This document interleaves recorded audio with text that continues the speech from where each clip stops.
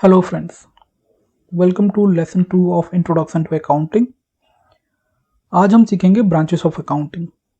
अब जर्नल सीखने के लिए ज़रूरी नहीं है कि ब्रांचेस ऑफ अकाउंटिंग के बारे में जानें, पर आपको पता होना चाहिए कि आप किस ब्रांच ऑफ अकाउंटिंग पे सीख रहे हैं या फिर काम कर रहे हैं।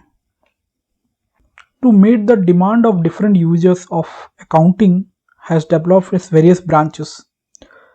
इसका मतलब ये है कि जब पहला ब्रांच ऑफ अकाउंटिंग डेवलप हुआ था, वो सफिशिएंट नहीं था। जो हमारे डिफरेंट यूजर्स है, शेयर होल्डर हो गए, मैनेजमेंट हो गए या फिर गवर्नमेंट हो गई, उनके डिमांड को फुलफिल करना, उनकी जो रिक्वायरमेंट है अकाउंट्स के बारे में जानने के लिए, वो फुलफिल करना।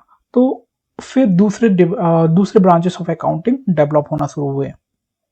Let's see, branches of accounting में जो पहला ब्रांच है वो फाइनेंशियल अकाउंटिंग है, जिसमें हम लोग profit and loss and financial position find out करते हैं। राइट। जो दूसरा ब्रांच ऑफ अकाउंटिंग है वो है कॉस्ट अकाउंटिंग, जिसमें हम cost of the product find out करते हैं कॉस्ट कंट्रोलिंग पर्पज से। जो तीसरा सबसे लेटेस्ट ब्रांच ऑफ अकाउंटिंग है वो मैनेजमेंट अकाउंटिंग है, जो कि मैनेजमेंट को डिसीजन मेकिंग में हेल्प करता है। इसमें बहुत सारे टेक्निक्स है, जैसे कैश फ्लो एनालिसिस है, फंड फ्लो एनालिसिस है, वर्किंग कैपिटल है।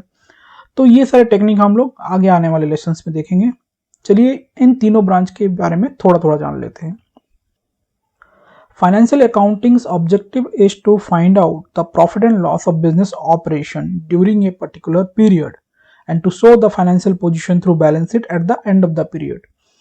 तो फाइनेंशियल अकाउंटिंग क्या करता है, एक पीरियड में जितने भी ट्रांजेक्शन हुए हैं बिजनेस ऑपरेशन में, उसका profit and loss find out करता है और एक उस पीरियड खत्म होने के बाद फाइनेंशियल पोजीशन फाइंड आउट करता है।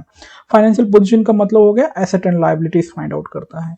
अब एसेट और लायबिलिटीज क्या है हम आगे के क्लास में देखेंगे, लेकिन आपकी जानकारी के लिए बता दूं, एसेट्स हमको फायदे देते हैं और लायबिलिटीज आपकी रेस्पॉन्सिबिलिटीज या फिर ओब्लिगेशंस होते हैं। Next, cost accounting objective is to find out the cost of product and services. It helps in cost controlling by indicating the wastes and losses. अब जैसे कि फाइनेंशियल अकाउंटिंग में हम लोगों ने देखा कि वो बस प्रॉफिट एंड लॉस के बारे में बात करता है और फाइनेंशियल पोजीशन के बारे में बात करता है, लेकिन प्रोडक्ट के कॉस्ट के बारे में नहीं बात करता।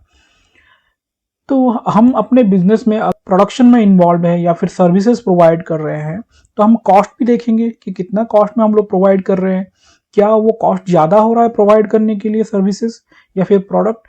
देन हम उन सारे कॉस्ट को रिमूव करने की कोशिश करेंगे बाय कॉस्ट कंट्रोलिंग। ठीक है, वो वेस्टेज एंड लॉसेस हम लोग कंट्रोल कर पाते हैं कॉस्ट अकाउंटिंग टेक्निक से। जो थर्ड ब्रांच ऑफ अकाउंटिंग है उसका ऑब्जेक्टिव है to help management by providing relevant information for decision making.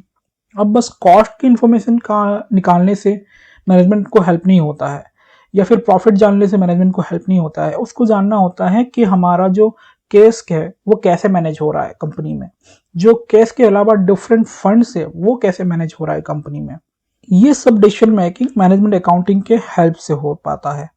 ठीक है, ऐसे बहुत सा टेक्निक है मैनेजमेंट अकाउंटिंग में जो कि हम आगे वाले लेसन में देखेंगे।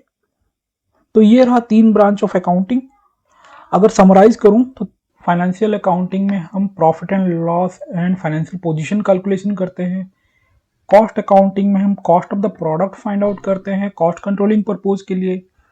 मैनेजमेंट अकाउंटिंग में हम इस अकाउंटिंग के टेक्निक्स जो है उससे यूज करके वो सारे इंफॉर्मेशन प्रोवाइड करते हैं मैनेजमेंट को जो डिसीजन मेकिंग में हेल्प कर सके।